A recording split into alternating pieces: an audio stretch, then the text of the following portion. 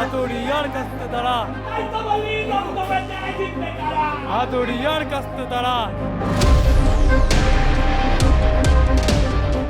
School কলেজে বলছে তাই ওই বাংলা আমার বাংলা তোর লাভ আছে লাভ।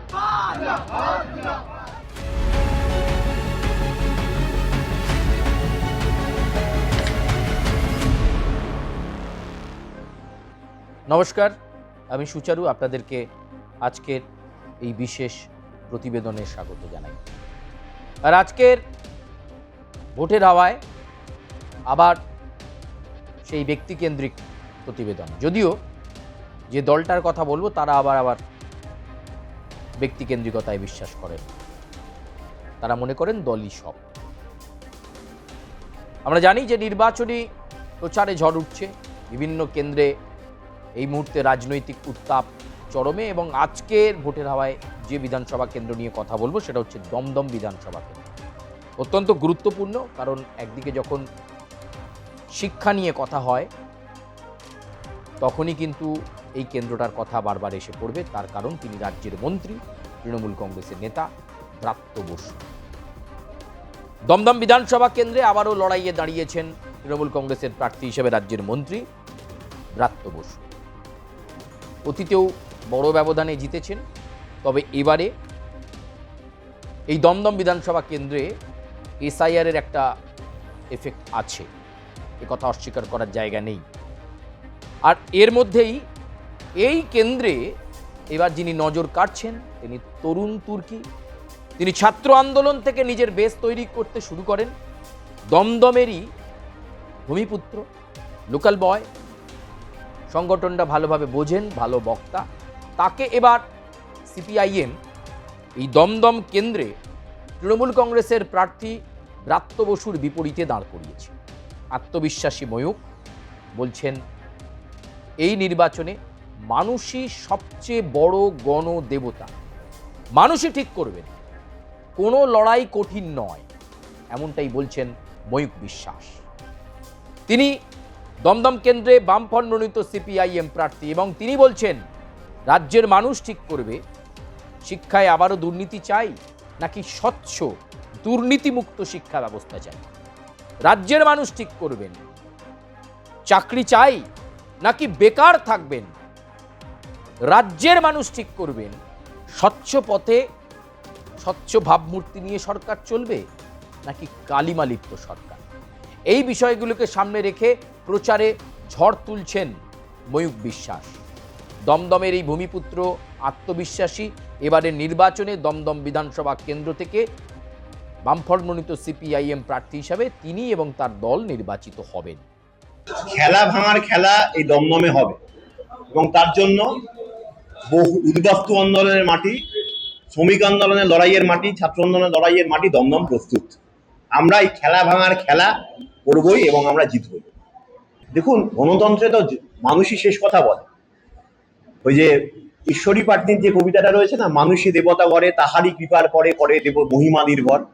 মানুষ যদি চায় আমরা আবার ফিরে আসবো, এবং মানুষেরা চাইছে, কারণ মানুষ এই 15 বছর ধরে এই শাসকের অত্যাচারে বিধ্বস্ত, একটার পর একটা দুর্নীতিতে নিমজ্জিত। গোটা পশ্চিমবঙ্গের মধ্যে দমদম, দক্ষিণ দমদম পৌরসভাগুলো হচ্ছে, মিউনিসিপ্যালিটিগুলো হচ্ছে সব থেকে বেশি দুর্নীতি পরায়ণ হিসেবে হচ্ছে মানে শিরোপা পেয়ে গেছে। পাবলিক যে পরিষেবা, যে পৌর পরিষেবা ভেঙে পড়েছে, সেখানে দাঁড়িয়ে শিক্ষা ভেঙে পড়েছে, আর সেখানে দাঁড়িয়ে মানুষ এখন বিধ্বস্ত। আর অন্যদিকে কেন্দ্র সরকারের একটার পর একটা নীতি যে দমদমের মানুষকে আঘাত করছে।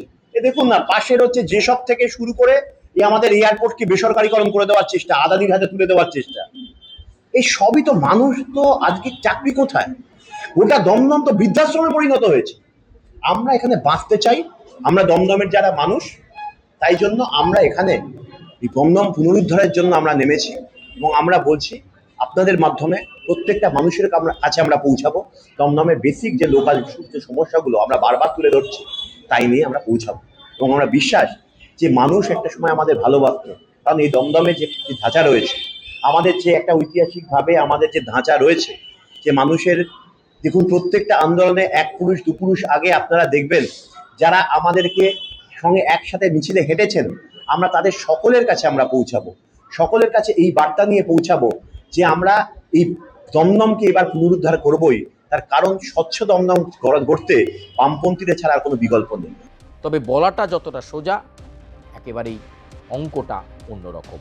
কারণ নির্বাচন হয় জটিল অঙ্কের স্ট্র্যাটেজিতে। গতবার প্রায় 26,000 ভোটে জিতেছিলেন ব্রাত্য বসু। এবারে এসআইআর এর প্রভাব আছে, কথা মানছেন অনেকেই, এবং তার এফেক্ট ভোট ব্যাংকে পড়বে সেটা খুব পরিষ্কার। কিন্তু তা সত্ত্বেও ব্রাত্য বসু বলছেন যে শিক্ষা দুর্নীতির বেশিরভাগ ক্ষেত্রে কিন্তু যার নাম উঠে এসেছেন তিনি পার্থ চট্টোপাধ্যায়।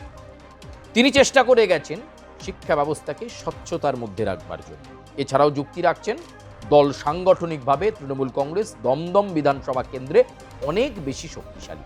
ফলে এবারের নির্বাচনে একটা নিশ্চিত জয় দেখতে চাইছেন ব্রাত্য বসু। তবু তিনি বলছেন লড়াইটা লড়াইয়ের মতো, এবং প্রগতি উন্নয়নের পথে থাকতে গেলে তৃণমূলকেই নির্বাচিত করতে হবে বলে দাবি করছেন ব্রাত্য বসু।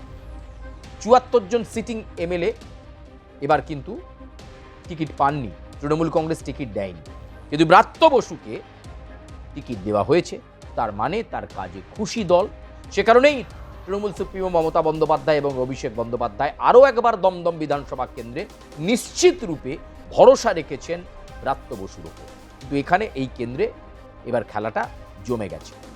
একদিকে ভারতীয় জনতা পার্টি এই জায়গায় তারাও মনে করছে যে তাদের প্রাপ্ত ভোট ব্যাংক খুব খারাপ নয়। অন্যদিকে বামফ্রন্ট মনোনীত সিপিআইএম প্রার্থী ময়ূক বিশ্বাস, তার বিশ্বাস কিন্তু অটুট রয়েছে।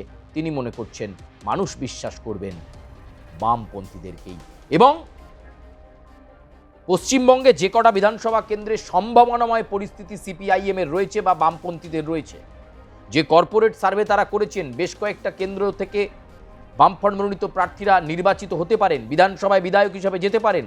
তার মধ্যে দমদম অন্যতম সম্ভাবনাময় কেন্দ্র বলছেন বামফ্রন্ট তথা সিপিআইএম। তাই ময়ূক বিশ্বাসকে সামনে রেখে, এই নতুন ব্রিগেডকে সামনে রেখে আত্মবিশ্বাসী সিপিআইএম নেতৃত্ব, তারা বলছেন হাড্ডাহাড্ডি লড়াই হলেও এই কেন্দ্র থেকে সিপিআইএম নির্বাচিত হবে। প্রিয় দর্শক, আপনারা কি মনে করছেন এই কেন্দ্রে কার দিকে পাল্লা ভারী? দীর্ঘদিনের বিধায়ক মন্ত্রী ব্রাত্য বসু, নাকি সিপিএম এর তরুণ তুর্কি নেতা ময়ূক বিশ্বাস, নাকি ভারতীয় জনতা পার্টি এবার দমদমে তার দাপট দেখাবে? আপনারা আপনাদের মন্তব্য আমাদের কমেন্ট বক্সে করবেন, লাইক করবেন, সাবস্ক্রাইব করবেন, বেল আইকনে প্রেস করবেন, এবং আপনারা আপনাদের সুচিন্তিত মতামত দেবেন। কার দিকে পাল্লা ভারী? ব্রাত্য বসু, ময়ূক বিশ্বাস, নাকি বিজেপি? ত্রিমুখী লড়াই নাকি লড়াই হবে দ্বিমুখী? দমদম কেন্দ্রের মানুষ কি ভাবছেন? আপনারা আপনাদের সুচিন্তিত মতামত আমাদের প্রতিবেদনে এসে একবার জানিয়ে যান। সব মতামত যে আমাদের প্রতিবেদনের সপক্ষেই হতে হবে এমন নয়। আপনারা খোলা মনে স্বাধীনভাবে মতামত জানান। আজকের মতো এ পর্যন্তই। অন্য কোনো প্রতিবেদন নিয়ে আপনাদের সঙ্গে আবার দেখা হচ্ছে খুব দ্রুত। ততক্ষণ পর্যন্ত অপেক্ষায় থাকুন। নতুন কোন রাজনৈতিক সমীকরণ নিয়ে নতুন কোন প্রতিবেদন আপনাদের সামনে আমরা আনছি, তার দিকে নজর রাখুন। ধন্যবাদ।